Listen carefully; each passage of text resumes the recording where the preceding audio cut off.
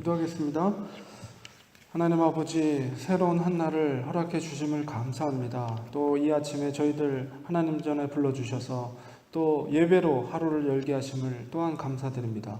주님께서 이곳에 함께하여 주시옵소서. 주님 앞에 올려드리는 거룩한 예배 가운데 홀로 영광 받아 주시옵시고, 주님을 섬기며 주님을 기뻐하며 주님과 동행하는 복된 하루 될 수 있도록 도와주시옵소서. 예수님의 이름으로 기도드리옵나이다. 아멘. 민수기 34장 16절에서 29절 말씀 우리 같이 한 목소리로 읽겠습니다.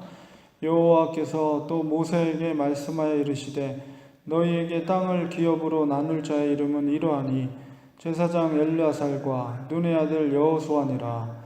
너희는 또 기업의 땅을 나누기 위하여 각 지파에 한 지휘관씩 택하라.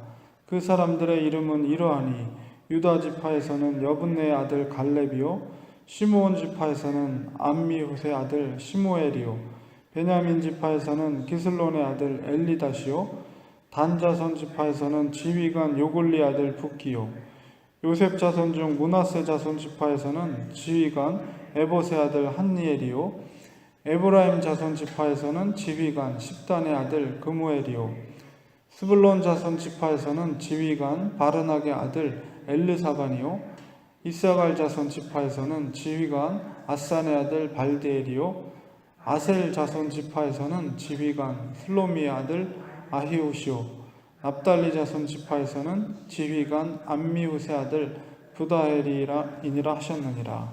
이들이 여호와께서 명령하사 가나안 땅에서 이스라엘 자손에게 기업을 받게 하신 자들이니라. 아멘. 모세는 일평생 동안 그가 일을 할 때 온전히 하나님의 말씀대로만 순종하였습니다. 이제 모세가 마지막 남아있는 임무는 바로 새로운 지도자들을 세우는 일이었습니다. 그래서 그것도 역시 16절에 보니까 여호와께서 또 모세에게 말씀하여 이르시되 그 땅을 배분할 수 있는 지도자로서의 역할을 하는 사람들에 대해서도 하나님께서 친히 모세에게 말씀하셔서 누가 지도자로서 특별히 그 가나안 땅에 들어가서 그 땅을 지파별로 배분해야 될지에 대한 지도자들을 직접 하나님께서 임명하시는 것을 보게 되고, 결국 모세의 마지막 임무는 바로 그 새로운 지도자들을 세우는 일이었습니다.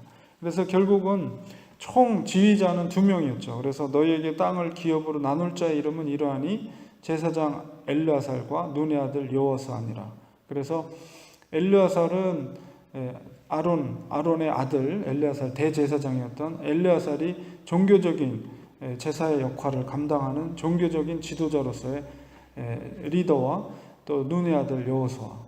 원래는 이제 에브라임 지파의 민수기 13장에 나왔던 12명의 정탐꾼 중에 한 명이었죠. 그 여호수아가 총지휘자, 정치적인 지휘자로서의 지도자로서의 역할을 바로 여호수아가 하게 됩니다. 원래 에브라임 지파였죠.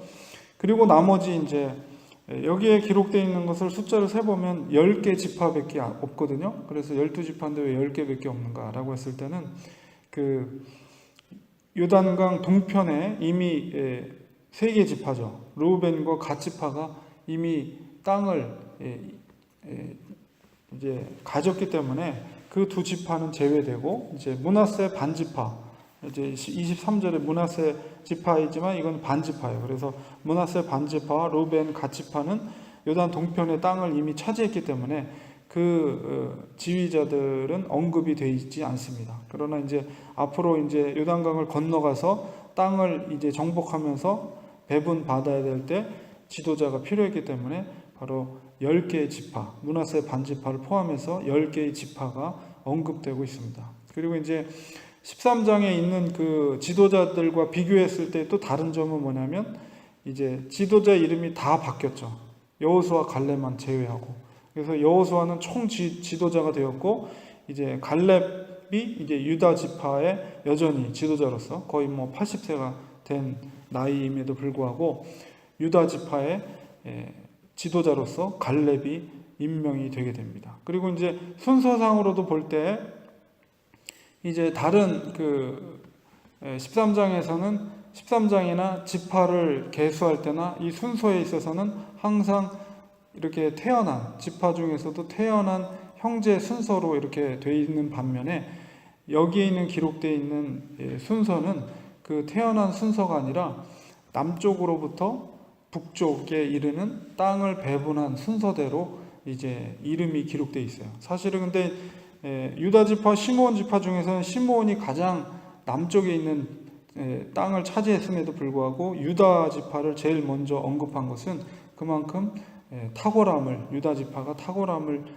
인정받았기 때문에, 그리고 이제 그 땅을 보면 유다 지파의 전체적인 영역 안에 시므온 지파가 땅을 차지하게 되는 모양을 갖게 됩니다. 그래서 남쪽에서부터 북쪽까지 쭉 이르게 되는데, 그리고 이제 단지파, 22절에 있는 단지파는 실질적으로 땅을 정복했을 때 보면 가장 북쪽에 땅을 차지하고 있거든요. 근데 이제 순서상으로 하나님께서 명령하신 순서대로는 사실은 남쪽 부분의 땅을 차지했어야 되는데 단지파가 남쪽 땅을 차지하지 못하고 결과적으로는 가장 북쪽에 있는 땅을 차지하게 됩니다. 그래서 보통 이 이스라엘 전체를 성경에서 말할 때 단에서부터 부엘세바까지 이렇게 말하는 것은 단은 가장 북단에서 부엘세바는 가장 남단까지, 그래서 이 이스라엘을 지칭할 때 단에서 부엘세바까지 이렇게 됩니다. 어쨌든 그 순서가 바로 남쪽 땅으로부터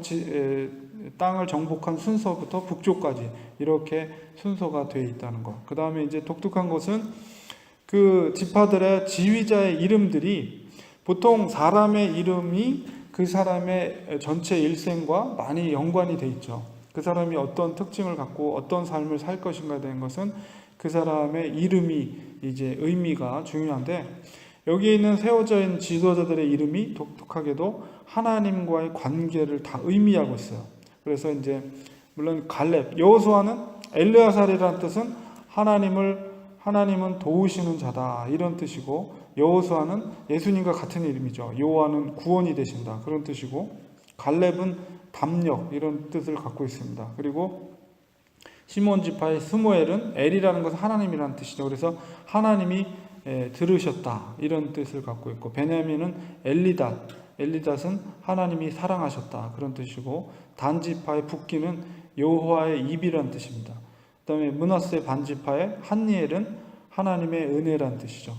그리고 에브라임 지파의 그무엘은 하나님의 무리라는 뜻이고, 스불론 자손의 엘리사바는 하나님은 방어자라는 뜻이고, 이사갈의 발디엘은 하나님은 구원자다 이런 뜻이고, 아셀 지파의 아히훗이라는 이름은 명예로운 형제라는 이름을 갖고 있습니다. 그 다음에 납달리 지파의 부다엘은 하나님이 구원하셨다 이런 뜻을 갖고 있어요. 그래서 특별히 그 지도자들의 이름을 통해서 하나님께서 그들 지도자를 명확하게 이름을 호명하면서 지도자로서의 역할을 감당하도록 모세가 그 다음 세대를 위한 지도자를 선출하는 데 있어서도 하나님과의 관계 속에서 정말 의미 있는 그런 이름을 갖고 있는 사람들이 바로 그 땅을 정복할 나눌 지도자로서의 역할을 감당케 했다는 것을 우리가 깨닫게 됩니다. 그래서 리더는 하나님이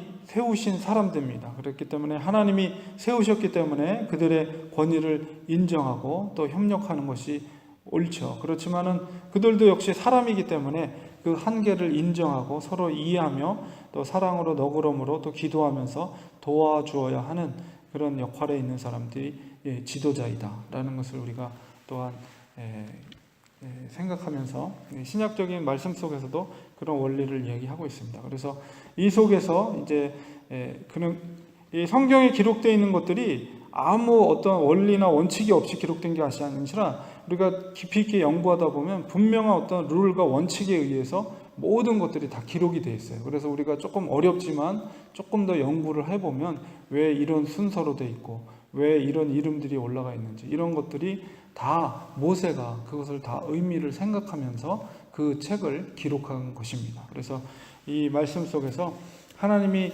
택하시고 하나님이 세워주신 지도자들과 또 그 속에서 하나님이 어떤 일을 또 어떤 사람들과 일하시는지 이런 것을 깨닫게 되고, 또 하나님이 새로운 땅을 정복하기 위해서 새로운 지도자들을 세우시는 과정들을 우리가 보게 됨으로 인해서 그런 원리들이 우리 교회 지도자를 세우는 데에도, 그리고 교회에 있는 지도자들과 함께 협력하는 데에도 동일한 원리로 우리 하나님의 나라를 이루는 데 있어서 적용되어야 된다는 것을 우리가 깨닫게 됩니다.